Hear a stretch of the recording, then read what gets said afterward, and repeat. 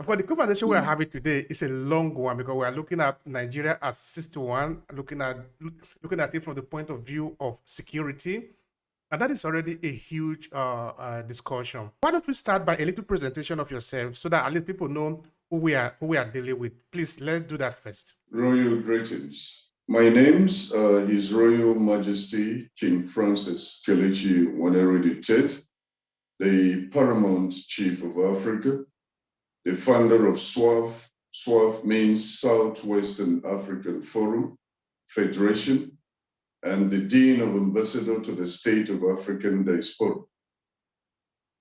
Above all, I stand as the Paramount Chief of Africa for the past 7 years in the continent, whereby I do the work of resuscitation, revival, and restoration of African dignity.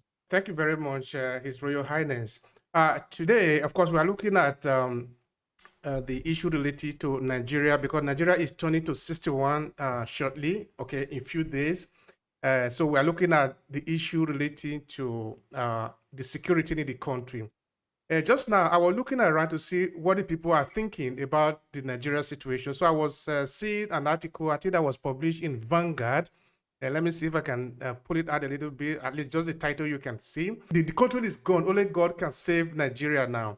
And I think a part of that article also read, at 61 years, Nigeria is full of enmity, full of divisions, hatred, ethnicity, a country that cannot pull themselves together. Everybody has responsibility. So ask yourself, the article says, have I played my own part? So let us start from there.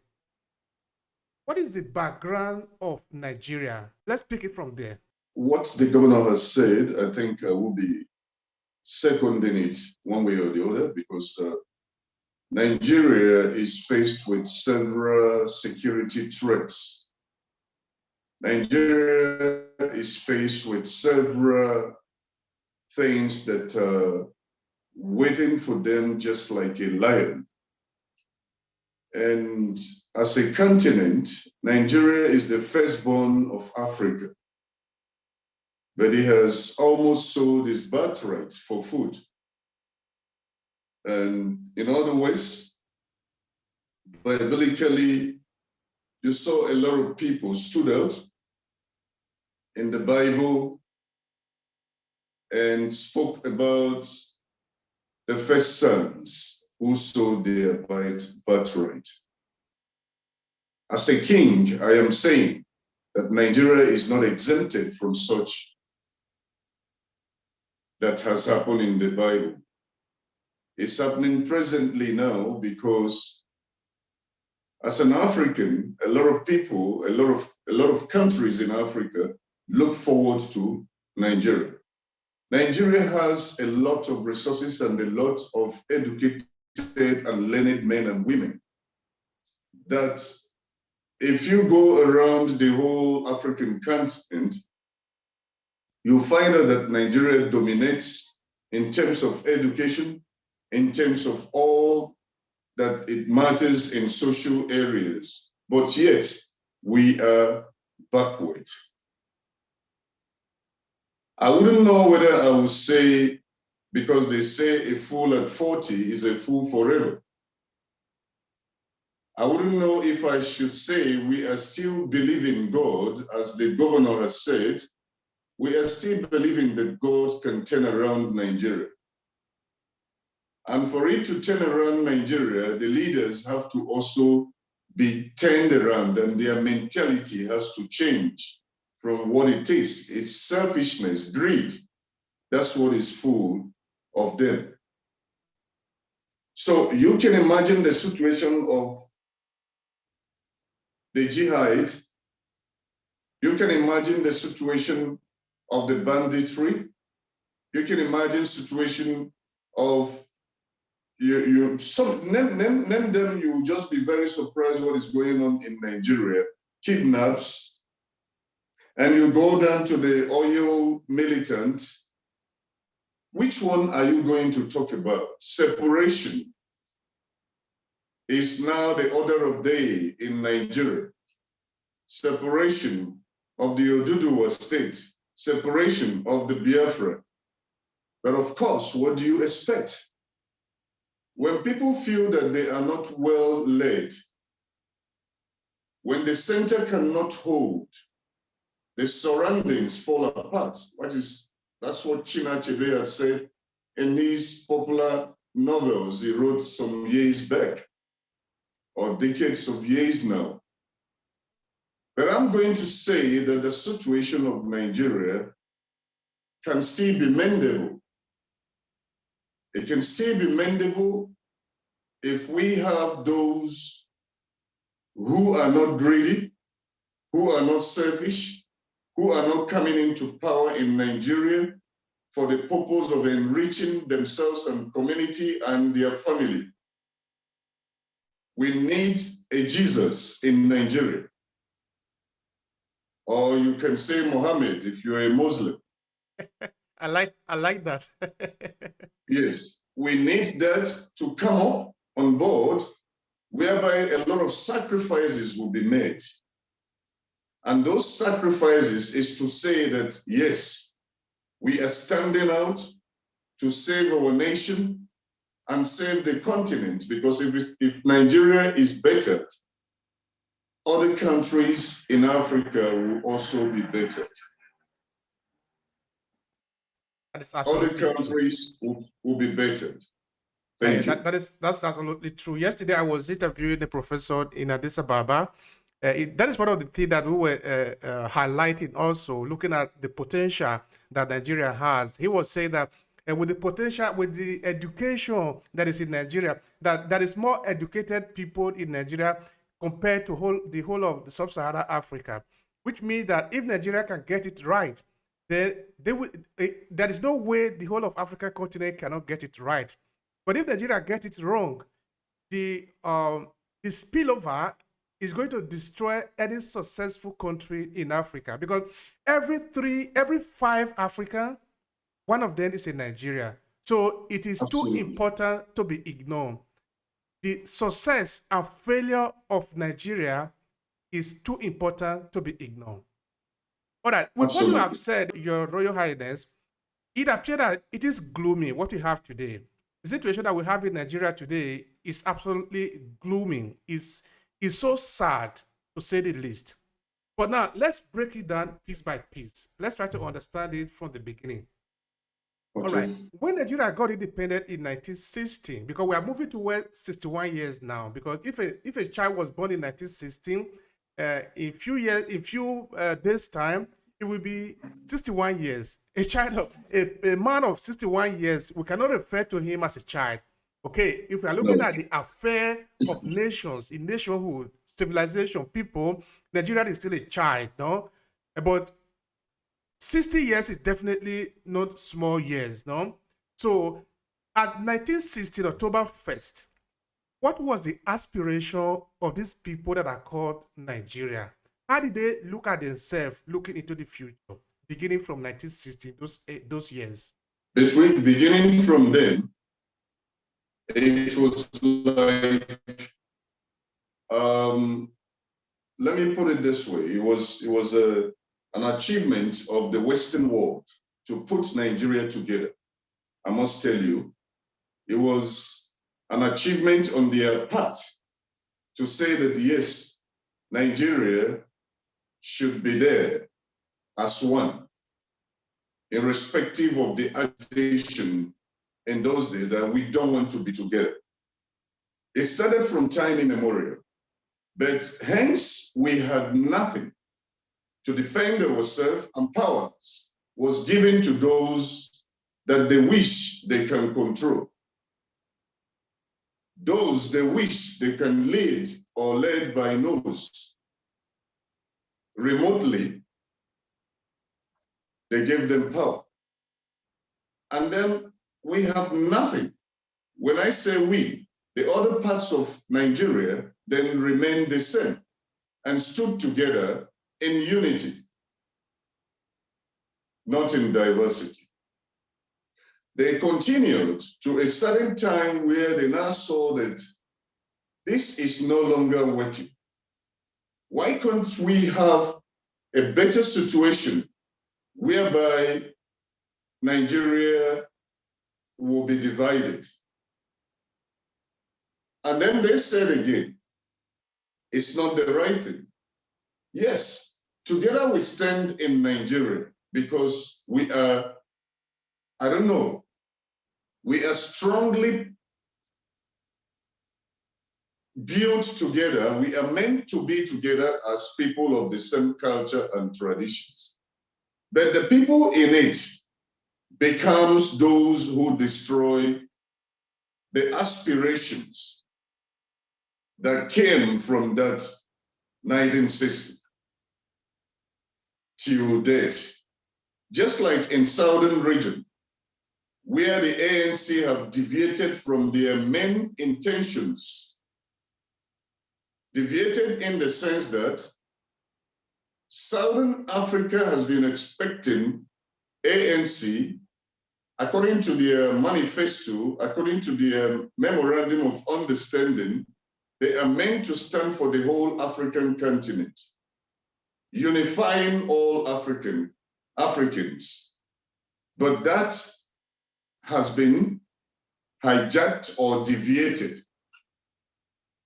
And that is why you see Julius Malema keep talking, bringing up or saying that he is now the young version of the aspiration of the Southern region. Same is applicable in Nigeria. Our aspiration was very great, irrespective that a lot of people were hot, including my own parents. They and others were all hot because a lot of us would have been children of billionaires at this very point in time, while Biafra was in existence before the war. But the money was neutralized completely. Till tomorrow, I can tell you, some people are still keeping that currency in the roof within the surroundings that spends that money in those days. But coming back to your point, the aspiration was that Nigeria being together, having Yoruba, Hausa, Igbo, and other cultures that makes up Nigeria was the best because we can now exploit. It's a great nation, I must tell you, because it's a combination of bunch of talents. The bunch of talents, I mean, is when you say somebody is an epitome of beauty, epitome of talents and all that. That's what we have in Nigeria. But because we are densely populated on us as Nigerians, so the aspiration has been neutralized. A lot of people have lost hope. So like you have the Amazonians who were part of Nigeria until they say, we are tired to become part of Nigeria, we want to go to Cameroon. They left and become part of Cameroon. And now they got to Cameroon, they are tired to be part of Cameroon, they want to stand alone again to become Amazonia. The same thing as Nigerians stood together and said, together we will do this, irrespective of where the resources is coming from, in the east, in the south, in the western part of Nigeria, we will all put it together and operate and move as one nation. But the challenge is the greedy people came in. I would have loved the tenureship of Murtala Mohammed in 75s and all that, who stood out as a president. He was even going to shops when he reduced the price of cement in Nigeria. he personally took that initiative of walking into shops as nobody to go ask them, how much is your cement? A lot of people were arrested because they didn't know that was the president. He disguised. What a good president. If we had continued, then the aspiration of being Nigerians would have been higher, unquote. Thank you very much for that, His Highness. Now, of course, I'm not going to dig deeper into the traditional phase of our leadership because, of course, that is where we would have go more today. Because looking at your position as a traditional ruler, as a king, that would have been an argument. But that is an argument for another day. Now we're looking at the life of a republic, Nigeria. Now let's take one thing from our life as a people before they become Nigeria, as Africans, as individual people, in this case, the Edo, the Yoruba, the Hausa, the Igbo, all these are very vibrant people of their own. Of course, now when we talk of Pan-Africanism, looking at our countries, looking at our individual countries, sometimes people think maybe we need to dissolve the country that we have today because these are countries, of course, that were formed without consulting us, which, okay, somebody can look upon it as if it were a violation of our right. Yet it is a violation of our right. But all those are gone now. This is what it is today. Nigeria is what we have, is the only country that we have today. Looking at it from the point of view of a people who have fought war, who have conquered, who have built economy, who have built civilization, moving down from Egypt to Nubia to Benin to Southern Africa to Western Africa. Do you think it is possible that Nigeria can function as a country? What are the evidence? Well, that's very heavy, but I'll tell you, Nigeria is a very lovely nation. Very, very lovely nation. We might be pulling together and forcing to be together as the present situation is. I'm looking at it as we are forcing ourselves to be together. And why did I say so? When you go out and listen to several comments of people, they are tired. Without mentioning where they come from, they are tired. Because you see a lot of our youths who are outside, a lot of graduates who studied so many beautiful courses, they ended up in pushing barrows in Nigeria before they left the country. They ended up in the roadside hawkers and all that, and got frustrated because we are densely populated. They left the country. You think they are happy? They are not. Nigeria should have operated like the time of Gaddafi in Libya. Why Gaddafi was paying his own people, taking care of them, their social life, those who get married, money that being given to them, those who start business, what they can use to start off, and after graduation, what they give to them. That is how Nigeria should have been operating, because we are rich. We are rich. We have all what it takes. But unfortunately, those that all what it takes has been cornered. It has been cornered to private pockets and greedy pockets, selfish people who come to the authority to do what? To steal and not to put their people together. Shame. What is shame? A very big shame. The Oduduwas want to go. When you see people agitating to go in what is happening present, they are no longer contented with what is going on. So the best you do is to sit down with those who say they want to go and dialogue it and see what best, I repeat, and see what best solves that situation. and do it as a leader. That's it. That's how it should be. That's how it should be.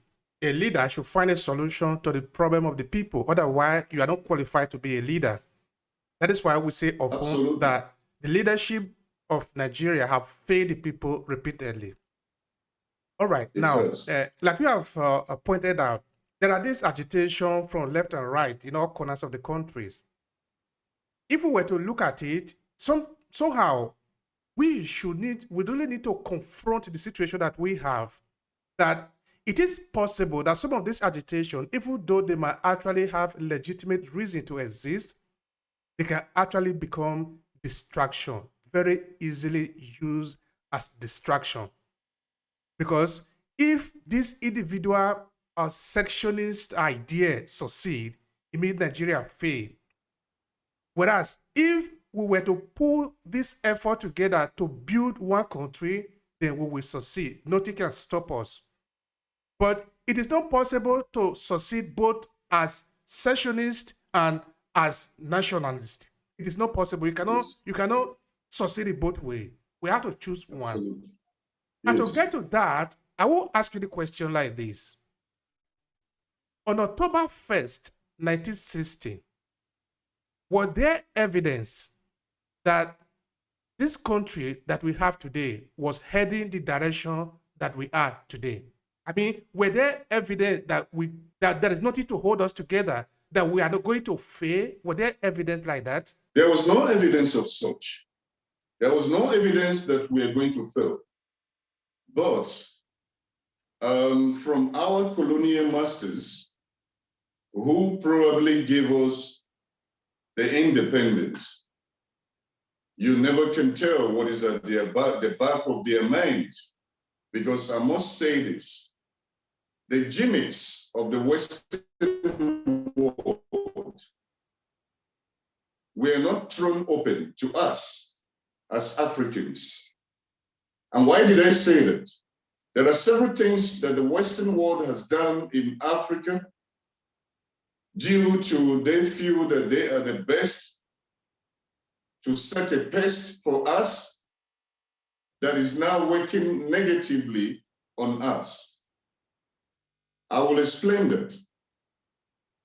As you say, was there evidence? There might not, or there wouldn't have been a physical evidence at that very time. But there was an ulterior motive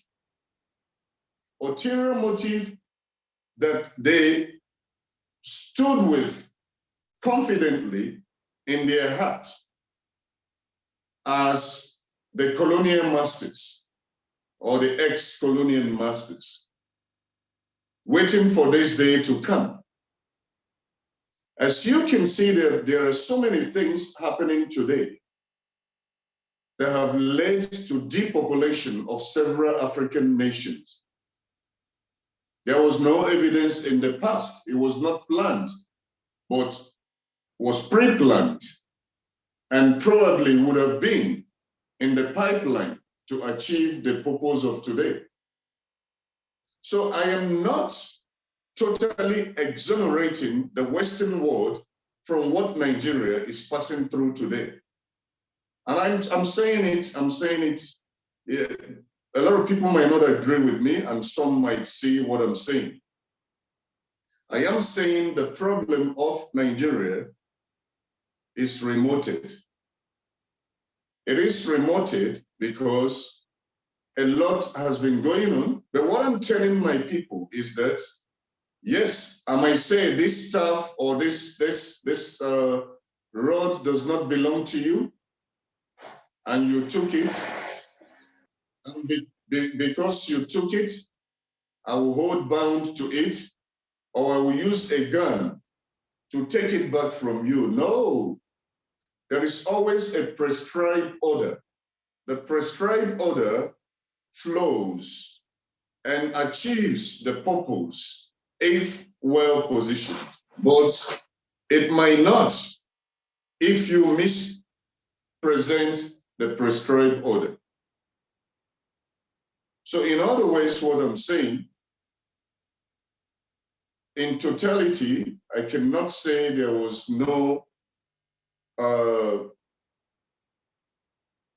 expectations that this might happen. But on the side of the indigenes and the populace of Nigeria, there probably wouldn't have been such anticipations of hitting the rock. But from the Western world, let us open our eyes as Africans. This would have been piloted, monitored, and released. Somebody cracked a joke to me. He said the Western Africa is too strong. And that is why Corona, what they call them, is it Corona or what you call COVID-19 did not affect them so much. But the southern side is complaining so much because they have been adulterated with so many foods that are not organic and all that story the person was telling. In other ways, Nigeria, that the Western world must think more of what can kill Nigerians, not COVID-19. You know, it could be funny, but what am I saying? Whatever that is going on, linking it up to Nigeria, whatever that is going on presently might be what they think can depopulate Nigerians. So let us be wise. All right, let us be wise. And this one will take me to the conversation I was just making a while ago. That yesterday, the guest I was talking to in Addis Ababa was saying that Nigeria is essential for Africa. And of course, as Nigeria, we should have also know this, no? And of course, we're going to touch some other argument before the end of this conversation because we are basically concentrating on security, which of you are an expert in security. You have had a lot of training in this area, so you are well prepared for it. So I'm not afraid to pose the whole question to you that I feel are concerning. Now, Nigerians have a lot of educated people, both home and abroad. Are we really powerless in front of what we have today? That our country is not working. Nigeria political experiment is failing in front of us. We can see it. It's like a house that is just crumbling. From time to time, we bring in leadership that instead of building the nation, lead us into a ditch, just gradually leading us to disintegration. Now, as a people, I'm not saying that every Nigerian, for the fact that you are a Nigerian, meaning you are an intelligent person. That is not what I'm saying. That would mean like what we usually say, no? That a European white person, because you are a European or a white person, it means that you will be able to take advantage of an Africa. It's not true. There are some stupid people in Europe, just like there are some stupid people also in Africa.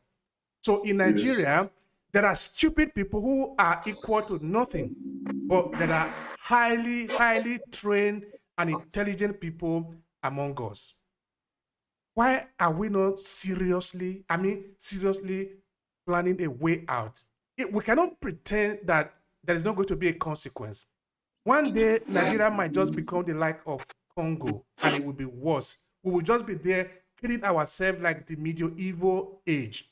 We will just be there slaughtering ourselves, trying to defend some system that are not there. Somebody would have tell us that the Igbo people are better than the Yoruba. For this reason, you have to go and kill the Igbo, or the Igbo should be killing the Yoruba. From merely thinking, we should understand that somebody is taking advantage of us.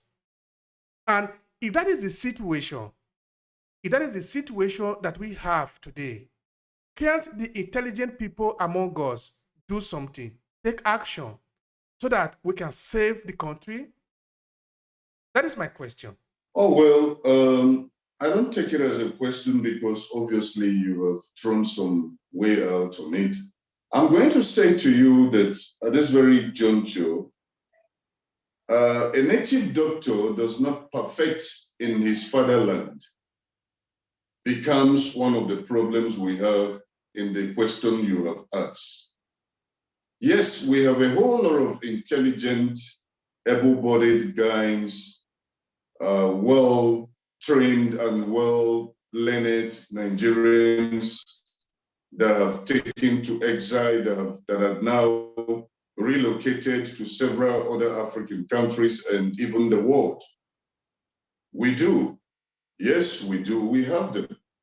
But the question is, who takes the first bullet become the difficult thing we have. What do I mean by first bullet? Most of our brothers and sisters who are outside the country and who are still in the country, as you saw what happened last time when the youth rised in Nigeria, they were forcibly stopped. And those of us who are outside kept quiet. It wasn't a good thing, because when the youths who are inside have taken that initiative, the ones outside supposed to what? Escalate it to a very high level, whereby their agitation would have been granted. But, well, it has not come close to my family, so let me stay out of this. It has not come close to my community, so let me stay out of it. But the truth of the matter is that tomorrow, your community might be the next in target.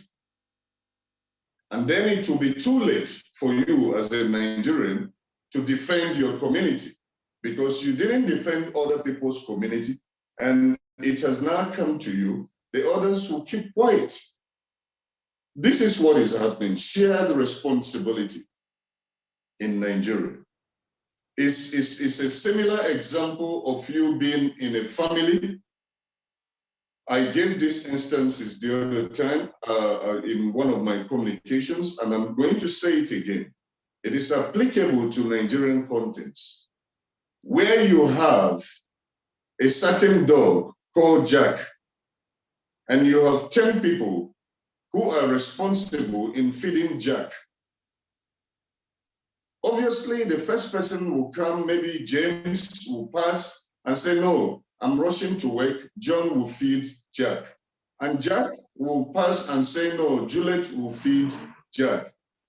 And the last, until the least, will pass Jack without feeding Jack, and Jack will remain what? Hunger, and it will become starvation. So what have I just said? Responsibility in Nigeria. Whose cause is this? Okay, solution. Let us all form a diasporan organization that could speak for all of us who are in the diaspora, and include some of them who are home or who are based at home, include them into that organization and begin to share responsibility through that organization. I'm not talking of a community or a certain area of the country, people's organization. No, I'm talking of a collective organization of Nigerians in the diaspora and home coming together in that platform and begin to give responsibilities, begin to give charges. You do this, you do that, you do that. You will see that we will begin to shoulder responsibilities back home. And as we begin to shoulder those responsibilities, obviously, our voice and things to be done will then now be taken home and will be taken seriously. There will be no two ways, because, and okay, for instance, if they say they want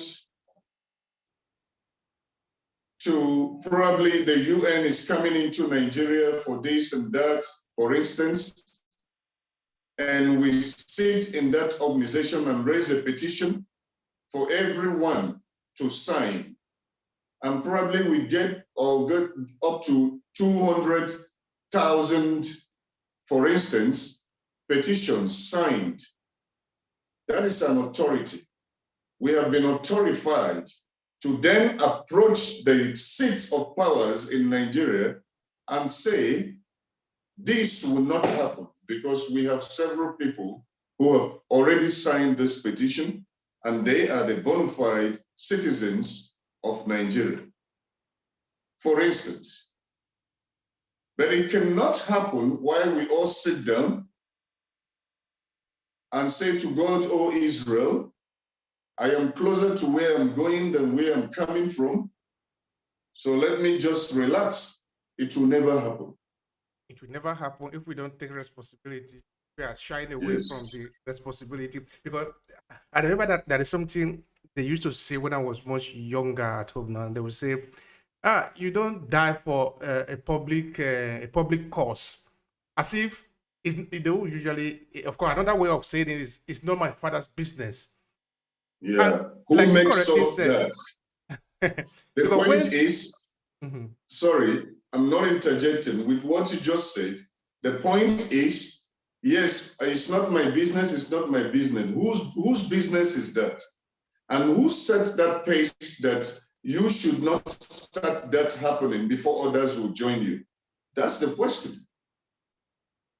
Because we're trying to hide our face to say, Namigo Toka. You know, in Nigeria, we are used to no Namigo Toka. Now you, because even when you then say it is, now you know pass. Because in that way, it becomes like nobody's responsibility, which perfectly fit into the analogy that you gave. Jack, that was serving a lot of people to feed him, eventually going to bed with no food. Because you didn't do it, thinking that you will do it. You didn't do it, thinking that the other will do it. At the end of the day, we leave Nigeria to suffer. That's it.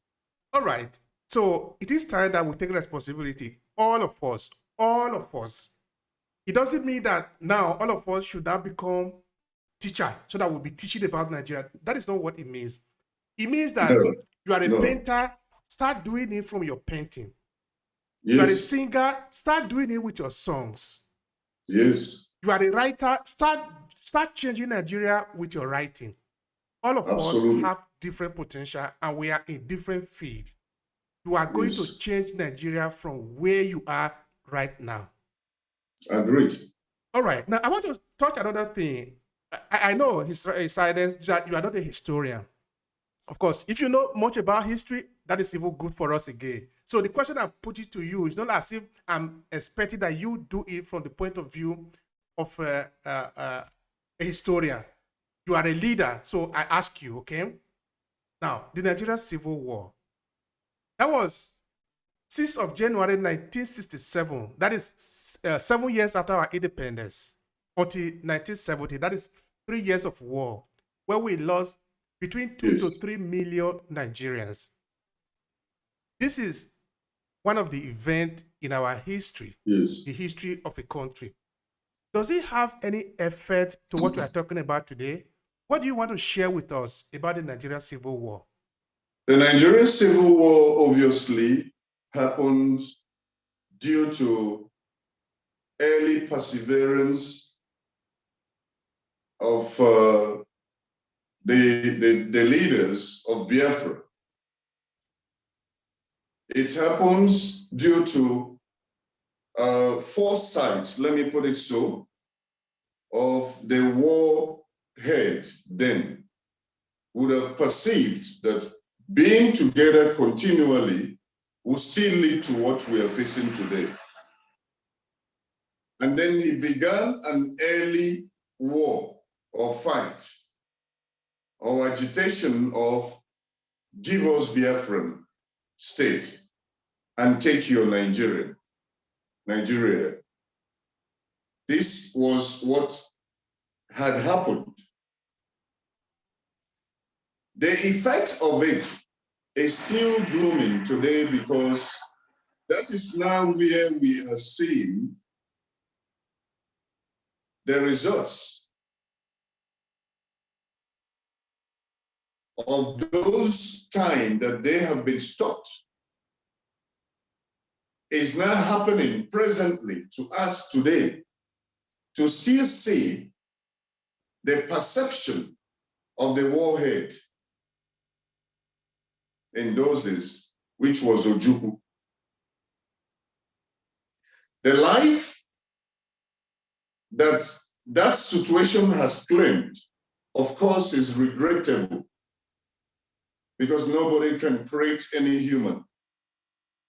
But anyway, as God might have it, they would have aged by now, those who fought the war. And they still would have died a natural cause. But their sacrifices, their blood is still crying on the nation because they will be saying, this is what we had seen that was going to happen before the first war or the war that happened in Nigeria. And yet our people are still suffering this. The effect, I repeat, the effect of that will continue to show up once in a while in the Nigerian context. And why will it continue to show up? It will continue to show up because in every situation that has happened, and you have the predecessors, you will have those who follow them, fighting the same cause. It is natural. If you are not contented where you are, obviously you find a way to expand your horizon or your sphere. It's a continuous agitation. It's natural. So what I'm answering you there is that it has a great effect on us today. And the effect is still the agitation you are seeing today. And it will not stop. Why would it not stop? It wouldn't stop because the people want to be free. And until they see that freedom that they have been fighting for happen, before they will say, I am fine, I have fought a cause. So the effect of that still remains on what I said earlier on. Let all of us begin to take responsibility of our dear country. Let us not stay back or step back and say, it's not my business. But you dwell in that same country. Why wouldn't it be your business? Who do you expect to fight that cause for you? If you do not, your children will still reap the whole situation. And it will continue, which of course is what is happening today. It was not solved. In history and in all what they have said, when a warhead is alive up to, I think, 30 to 36 years, the sovereign state will be granted. But it was not done in the case of Ojukwu. I don't know who bewitched him at that time. Because according to law, it is said that if he had started and continued to push for that, it would have naturally happened. Because the world powers will come in and say, okay, this guy is fighting for a right cause. But you did not speak evil or ill about the death because he did a lot. For the cause at which it never happened, God knows. Maybe it wasn't the time. So, but the effect of it will continue to roll. This is what I can say. That is fair enough. Perhaps it was not the right time. And the right time for liberation, I want to believe that is what you mean, right? Yes. Okay. Now, I am thinking again. Is it possible that, because we are talking of a country that is just 7 years into independence, And we are looking at a system that is far ahead of us because the European power who granted us independence, because actually, I think what we should have gotten was to take it by force. Not there was no need for the ceremony. Yes. That is where I think we have been tricked, thinking that we are free, but we are really not free. If I take my freedom, then I earn it. I decide how I want to govern myself. Yes. So what I'm thinking is it possible that agitation like that of Biafra can somehow be instrumentalized to perpetuate divisions in Nigeria? Now we have the Oduduwa that are also wanting to separate. No, we have the Arewa that also wanted to separate. Are we really sure that these people are fighting for the people, that this individual, these leaders, regional leaders, are fighting for the liberation of their people, or they are just being used to perpetuate this tension so that the Nigerian people cannot fight for the real thing?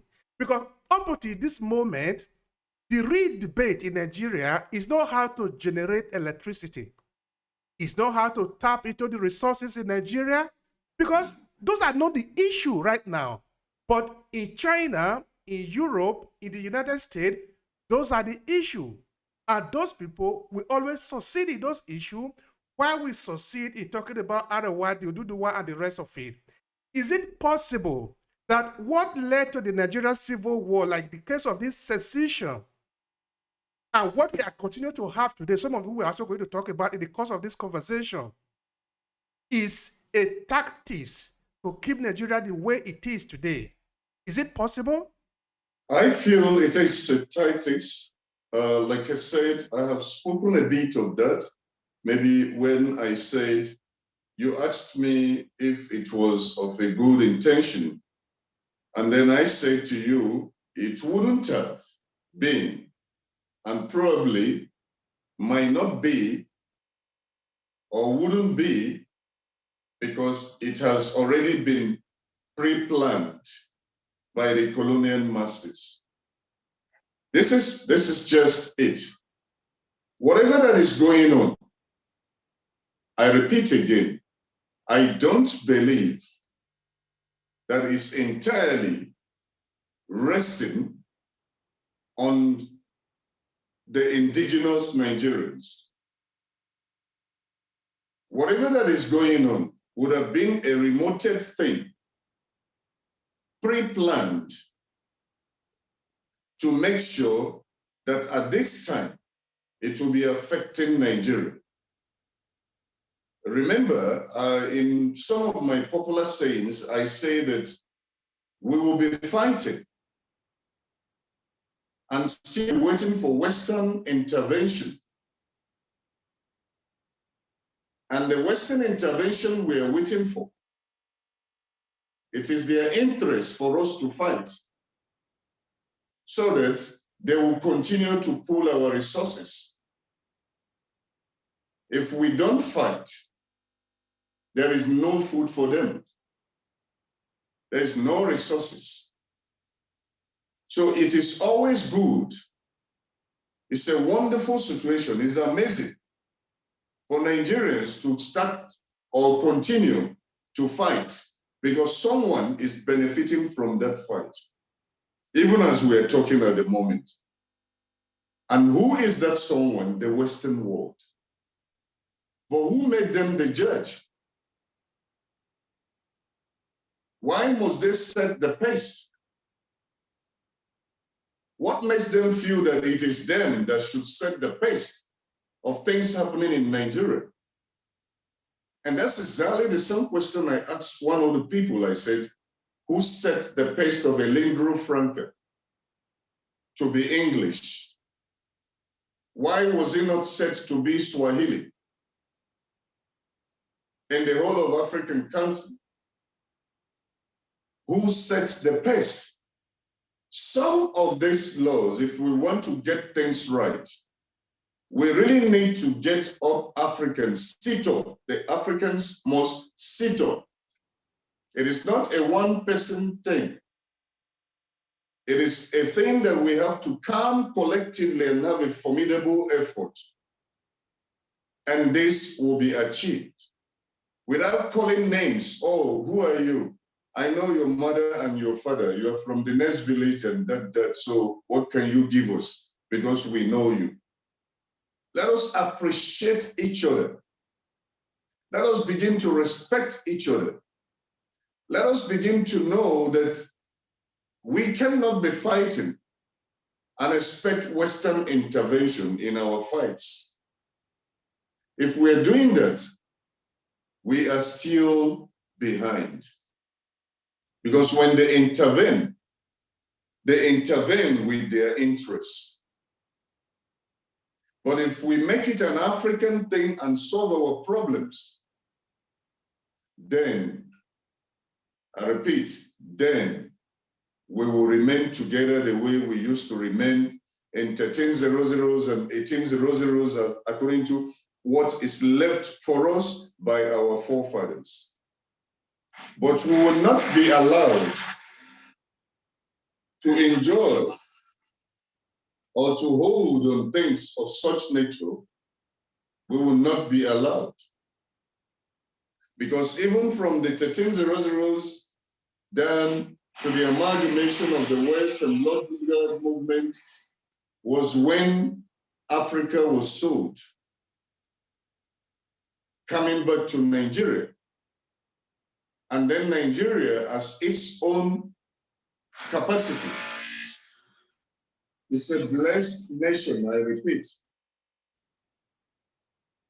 A blessed and wonderful nation that every one of us can go back home and be contented without working if our resources are betterly managed. But because that is not done, and the Western world knows that from the beginning, if we give power to these people, they will not allow us anymore to come into this country. Let us rather give power to those we can control, because this section of this country is too wise. This section is too wise. So let's look at this section that we can manipulate and control easily. Give them power and let the power continue to exist within them. And then the brighter ones will now agitate that those ones are not supposed to have this power because we are the elites, we are the learned. Then they know these are setups. That's where I'm going to. It is a careful setup. It is a gimmick that they have, planned so well. And they know that this is what can lead to depopulation. They achieve the aim through vaccines and whatever. Our own vaccine is constant fighting and killing of our people. This is the much I can say. It's always ended with the responsibility, because it is only when we take responsibility to change the situation that change will actually happen. I'm going to ask you something relating to the lesson, if any, that we can learn from the Nigerian Civil War. If it is true that somebody else is just taking advantage of our crisis, can we learn anything from the past so that as we move going forward, we can do something differently? Can we do this? Yes. The war had an adverse effect on us. It set us back. It destroyed a lot of things in Nigeria, and we fought blindly, but it started, and something led to that blind fault. But I want to say that my people perishes due to lack of knowledge. The knowledge that they do not have is biblical. There is a purpose at which that war started, but they did not follow the prescribed order. And going into the next one without prescribed order will be very devastating. The effect of it is that we lost a lot of souls. We lost a lot of resources. Houses were burned down, destroyed everywhere that you can think of, like a desert. Are we prepared to go back to that? And we are fighting this war remotely. We are fighting this war to kill ourselves for the achievement or for the purpose of the Western world to be achieved. We are used by them continually to make sure that they feed themselves. These are questions that we must answer. It's not in any other way rather than dialogue. But I had said earlier, dialoguing means you have to dialogue with someone who is prepared to listen. But when you are dialoguing and it falls on a deaf ear, then it will never yield any result. But the irony of all this is that I don't know how we can fish out these guys who become a double-edged sword in Nigeria. The guys who are actually benefiting from what the West are benefiting are the ones compounding our problems. So in other words, what I'm saying is what Nigerians need and what they must see happen is a peaceful dialogue on a prescribed order. But if not, and the war happens, I don't think me and you will benefit that. Except if those agitating for these sectional leaders, if what they are agitating for is for a true cause of serving their community and not individual or selfishness of themselves, then we are fine if we divide. But still, who is benefiting this division is the question we must ask ourselves. Anyway, I think the answer is already obvious. Any person that I follow up to this point in the conversation already understand that we are not the one benefiting from it. Because by benefiting from this, would have been, for example, you are coming from a military background, highly trained, highly expert in this area. You understand that, for example, during the Nigerian Civil War, there was this weapon that was designed by the Biafra. I think it's called Ogedigwe or something like that. I don't remember. I don't think I pronounce it very well. Now, okay, war is not even a good thing. But when you fight war, you also look for a way to make sure that you leave history behind. In Nigerian schools, in the Nigerian society, we don't even talk about the Nigerian Civil War. The Nigerian people don't know exactly what has happened. Like really knowing there are no documentation enough to really explain what has happened in Nigeria. Now, how could the Nigerian military have benefited from the Nigerian Civil War? For example, that weapon that was designed should have been explored. Can the Nigerian military say that they expanded on that weapon? If another country were to invade Nigeria, can we benefit from that invention? You see, why I'm putting this? No. Okay, why I'm putting this question to you is that we are looking for what are we benefiting? Because if we are not even in charge of the war we are fighting, we're not in charge of what is going on, we don't really know what is going on. We are just there masquerade. We are inside masquerade. We don't really know what is happening. The Nigerian Marine should be in the water defending our territory. The Nigerian Air Force should be on the air defending our territory. The Nigerian soldier should be on the street not to fight Nigerian people, but to defend our territory. Because we think that we are at peace. With peace, we are not at peace. Because we don't have any justice. Absolutely. So the question Absolutely. is, who is calling the shot? How can we benefit from what is happening in this country? I would tell you this. You see, you asked a very serious question, an important question about heritage. That is like heritage. Did they inherit that Ogbunigwe? No. The answer is no. If they do inherit that Ogbunigwe, there will be history to it.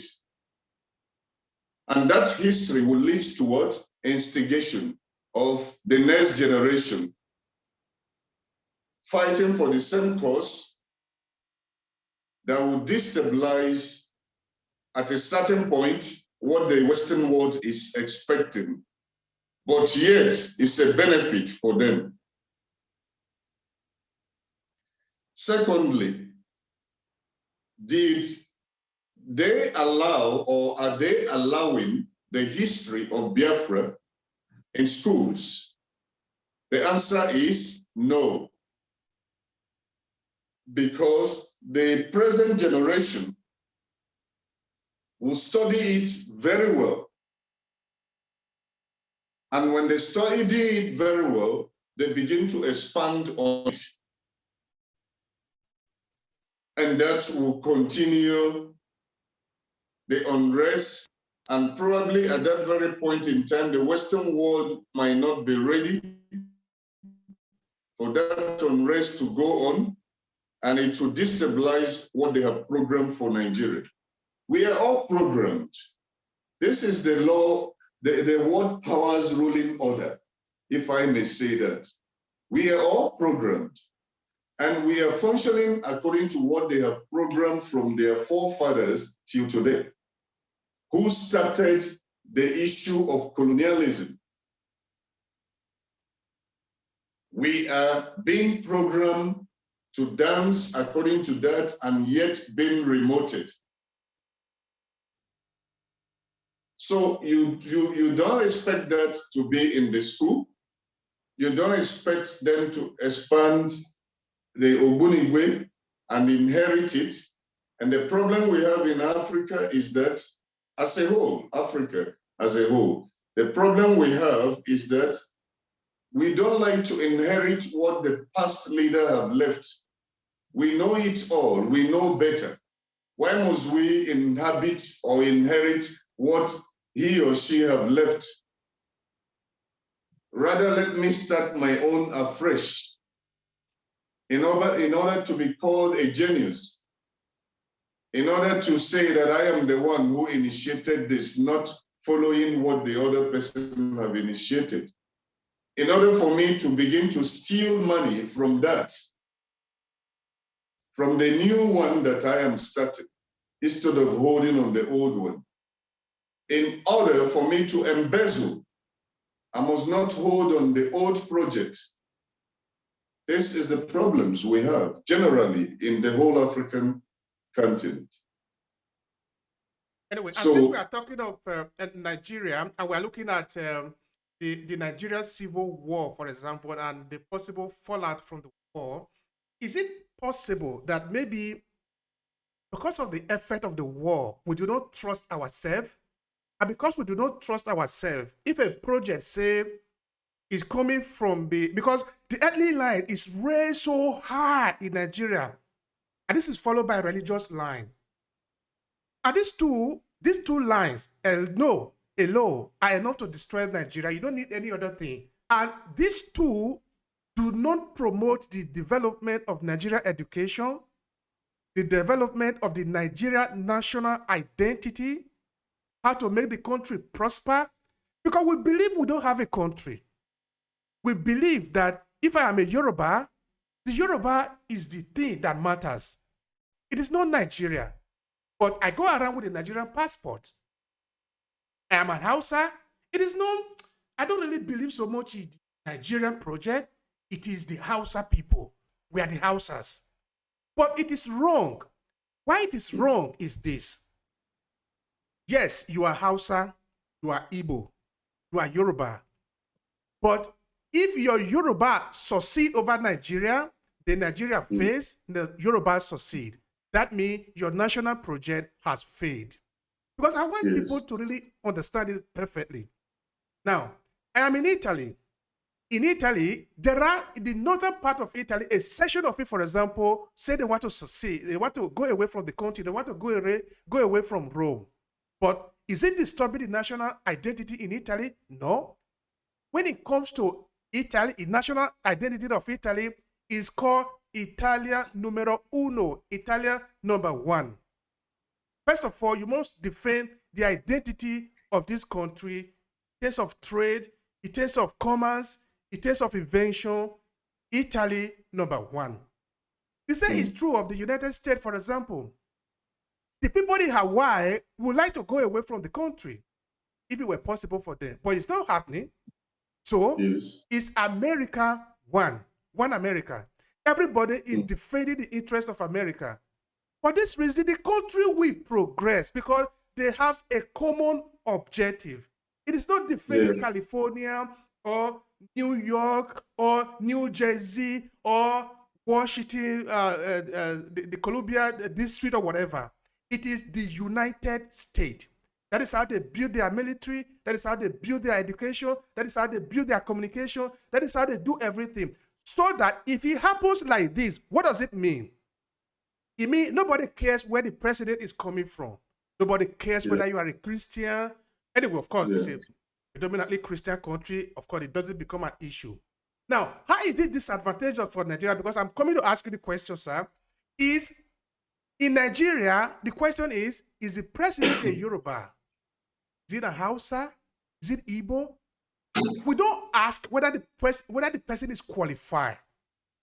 So the question I'm actually asking is, how can we go beyond this religious, this ethnic line that are not working for our program? Because there is no way it's going to work for the progress of Nigeria. It's not going to happen. Because to the Nigerian Christians, their headquarters is Europe, Rome. They want to go to heaven. Nobody even have any argument with that. You will go to heaven. Until we make Nigeria supreme, Nigeria is not going to succeed. How can we make Nigeria supreme? We need leaders, both traditional and governmental leaders, to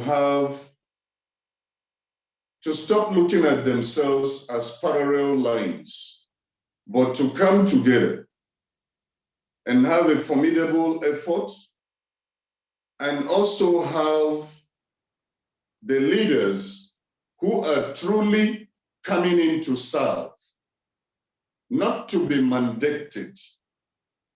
Mandated in the sense that it has become an instinct to every leader, every aspirant who is coming on board to be charged before even he sits on the seat.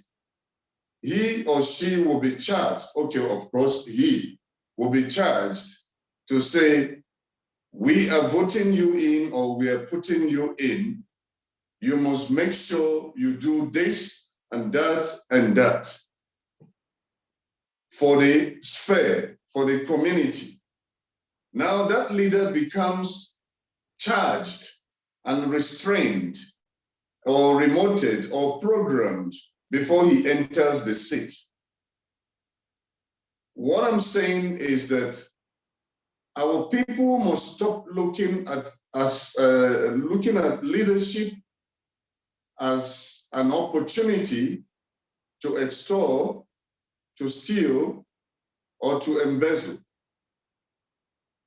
If they begin to look at that seat as going to serve, a mission to serve my country, a mission that I have been born of since I have been, appointed or elected to be in this position. I am going in there to serve. If we have such leaders, then Nigeria will change. But if we continue to have leaders who will be manipulated, though before even they sit on the position, they have already been told what to do and what not to do, and the person also have a personal interest of what he's going to do, being the president, then we are wasting time. We need leaders. I repeat, a real leader who is going in there for the sake of his people. And I refer back to Murtala Mohammed, though he was in the military sort of rule. But I'm telling you, that regime remained like Sankara, Thomas Sankara's regime in Africa. And the essence of those regimes, they were correctional regimes. They were not regimes that were looking selfishly of what they are going to gain. I don't even know if Murtala Mohammed did anything for his family or Thomas Sankara did. I don't even think so. But the politicians that we have these days are so corrupt. And that is why when they say this is democracy, I say it's not democracy, it's democracy. Democracy in the sense that they have already been told, programmed on how to be crazy when they enter that seat of power.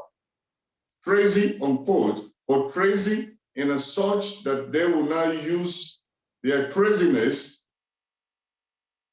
to embezzle and to suffer the populace or their subject who put them in there. But I repeat, it is all programmed. It is all programmed, and they are being remoted. And if you don't do as you are told, they will remove you. That's exactly what is happening in Nigeria. And I want to let you know that the issue of us having a unified government is of every one of us responsibility. How is it our responsibility? When it's time for voting, let us do our course, even if we know that those we voted in might not be the ones there. But at least the world will see that this is the person we voted in. And that person will have to be cultured from the beginning. And the question is, how will he be cultured? They say, tell me who is your friend, and I will tell you who you are.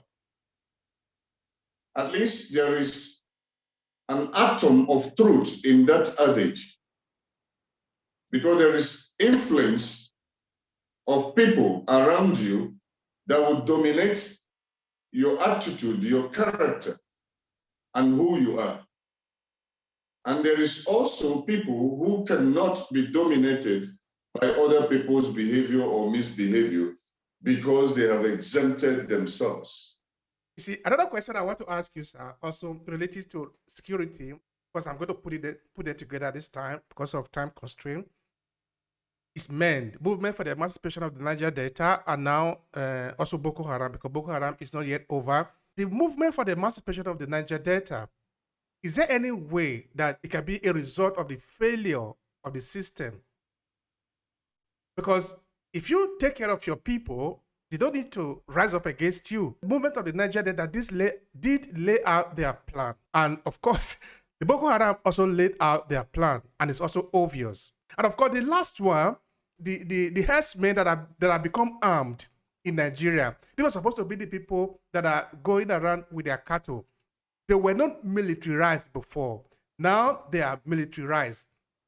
Does it say anything about Nigeria, our identity, what we are expecting from the government, or is it beyond their control? It is not beyond the control of the power, particularly if the president wants to do something about them, he would have done.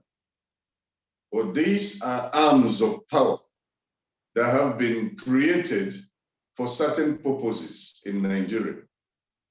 And you would not in any way say such arms should be destabilized while they're still serving their cause.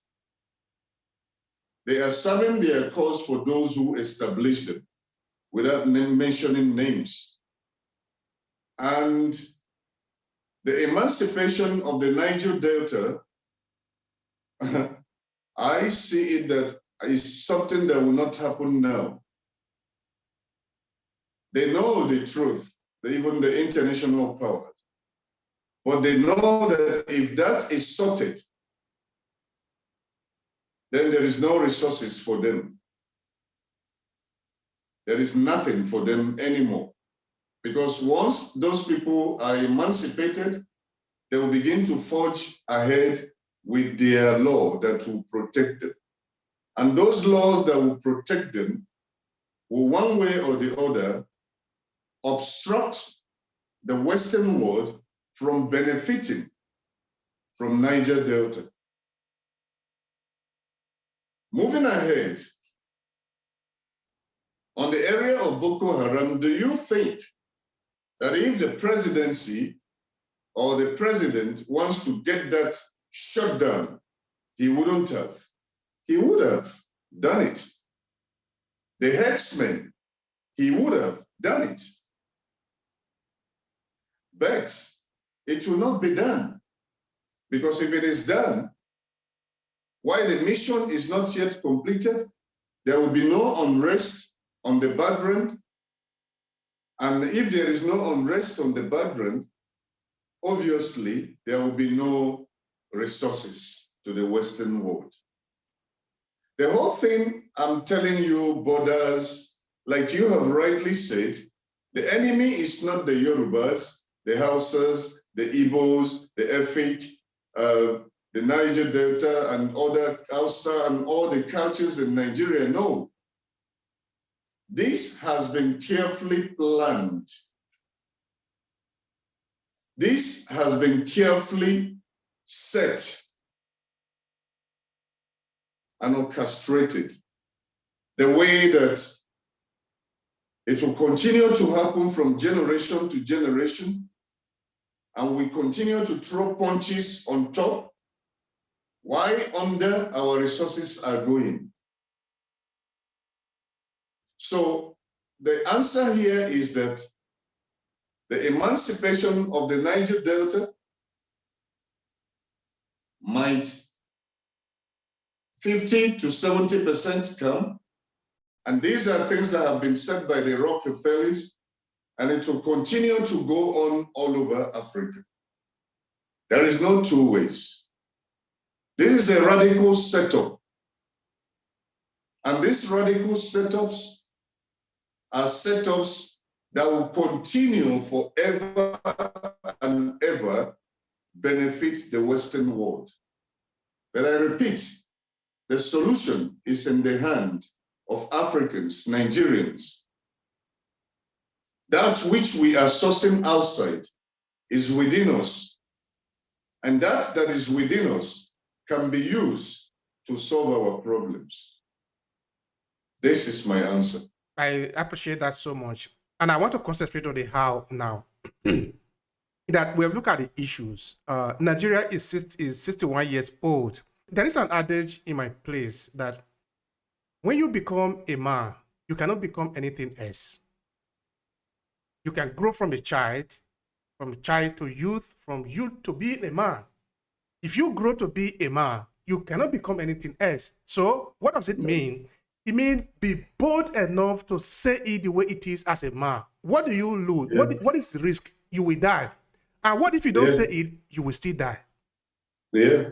So now Nigeria is 61 years old. You need to take responsibility. I know, like I Yes. always say, that the Western world, like you have clearly stated, they will never stop. They don't have any intention to stop. But the question is, what about you, Africans, Nigerians? What are you going to do about it?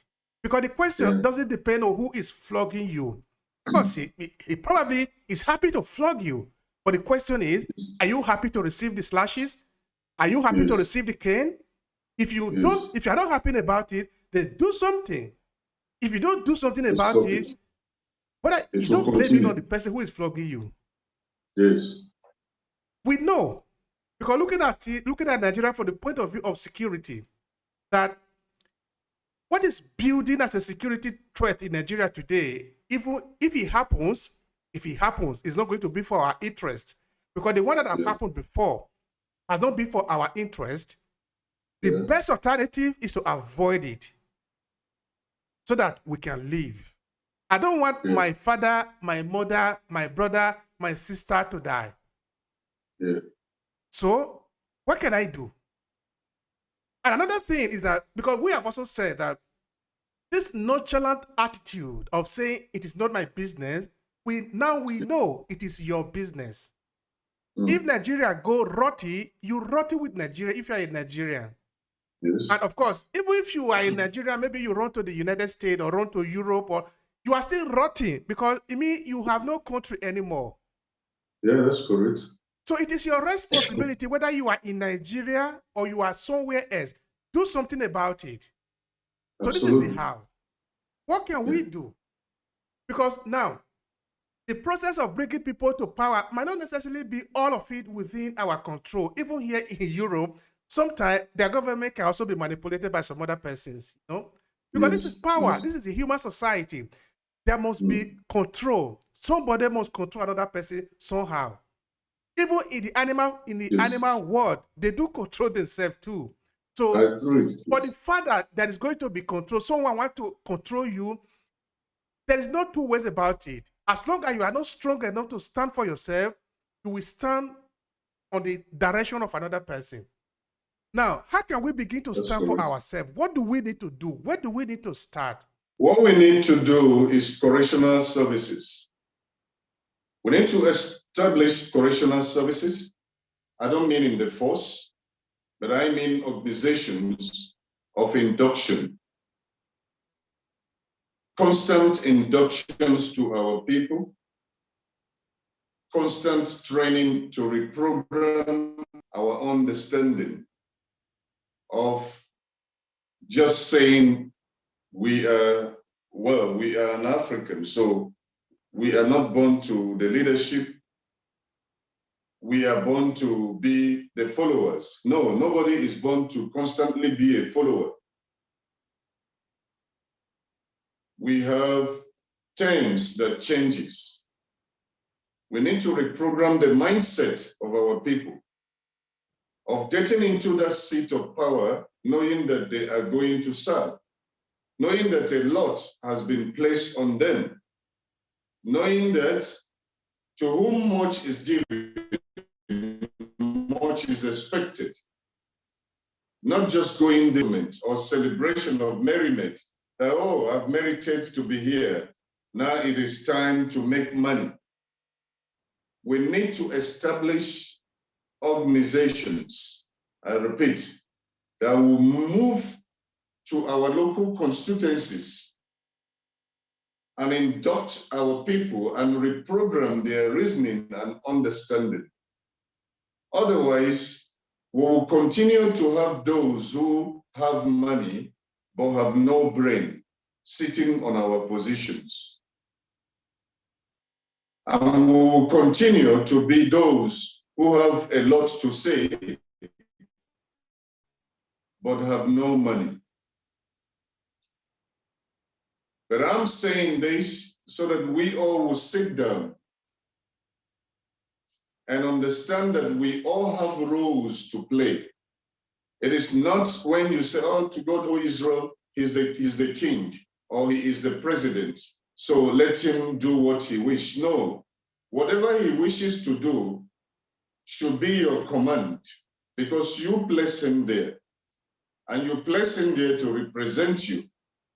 So he cannot authoritatively rule the nation without your say. We also should learn to be democratic, as they said it. We also should learn to be free in that democracy. We should not always be afraid of our government not having the freedom of speech. There should be a forum for criticism, not strict. For instance, the southern region where I stay, I can dress on a militant dress and walk around. I don't know of Italy, if that is also applicable. Absolutely. Thank you. Yeah, you can dress the way you want. Nobody harasses you. The way you want, you know. But even in Nigeria till tomorrow, you dare not try to wear even a t-shirt that looks like a military cap. They will flog you home. Let there be freedom. Let's start with freedom. Freedom of speech, freedom of dressing. I don't say freedom to our morals,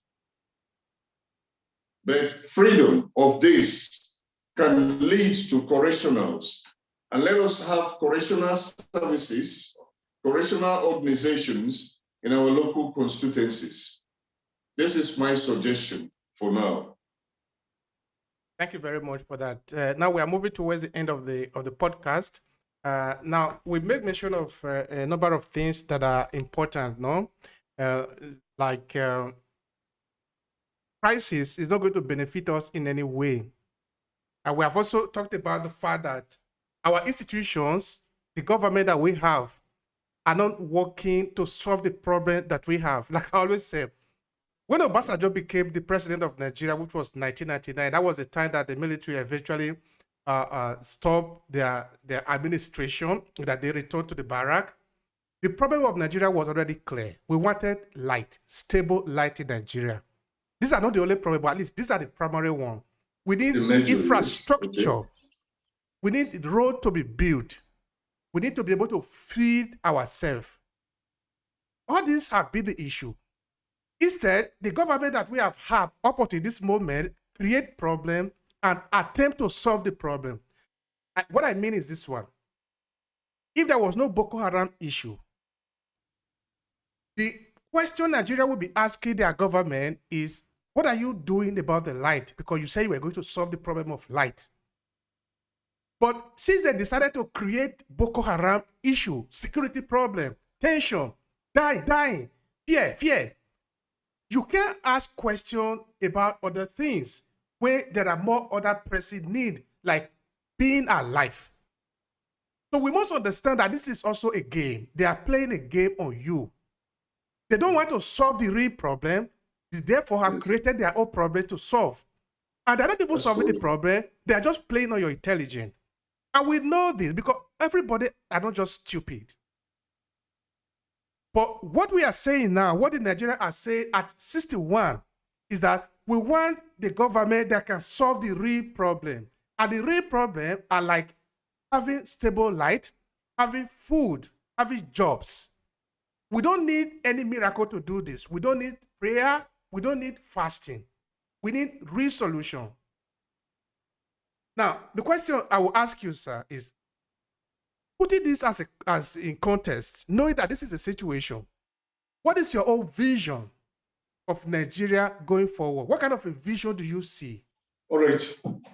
Moving forward as in Nigeria, and the vision that I could see towards Nigerians is based on what you say. If we can have a true leader who will come on board and begin to do all what you have mentioned right now, begin to construct roads, infrastructures, listen to his people, give ear to their complaints, and not still say you are a civilian president, but yet you are a military president.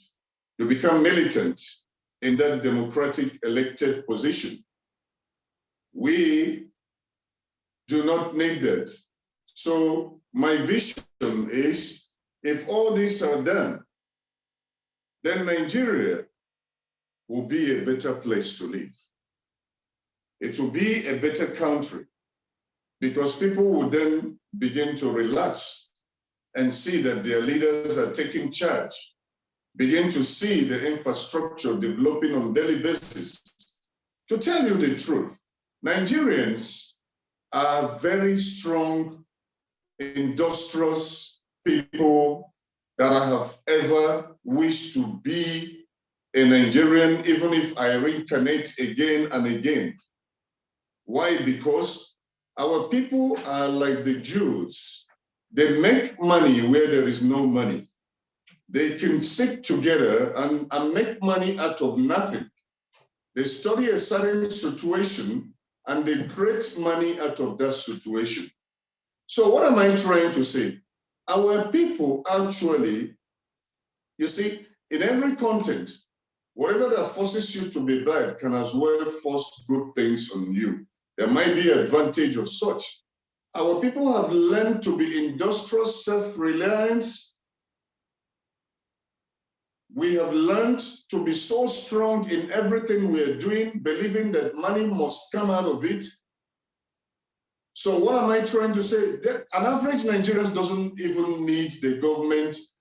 Like the southern part where I am, there are grants. They go to collect grants. Who is interested on grants in Nigeria to face the reality? Most of them do not even know what is grant. You tell them that, what is that? But here, there are grants for children that has no father. There are grants for women that have no husband. There are grants and grants and grants for this, and the Nigerians don't need that. They have learned to be the hard type, the diehards. So what they need is just this electricity. Infrastructure, beautiful infrastructures, roads constructed. Nigerians will say hallelujah to that. So my vision for Nigeria is that if all these things are done, if we begin to have leaders who can say, okay, before I start consuming to my pocket, even if I must consume, let me create roads, put infrastructures in place, do beautiful things, recreational centers, and social gathering places. You will see that Nigerians will look out from his personal consumption. I'm telling you, the vision is Nigeria will be a wonderful place, will be an abode, a place to stay or reckon with. But without all this, there will be more agitations. Whole Africa.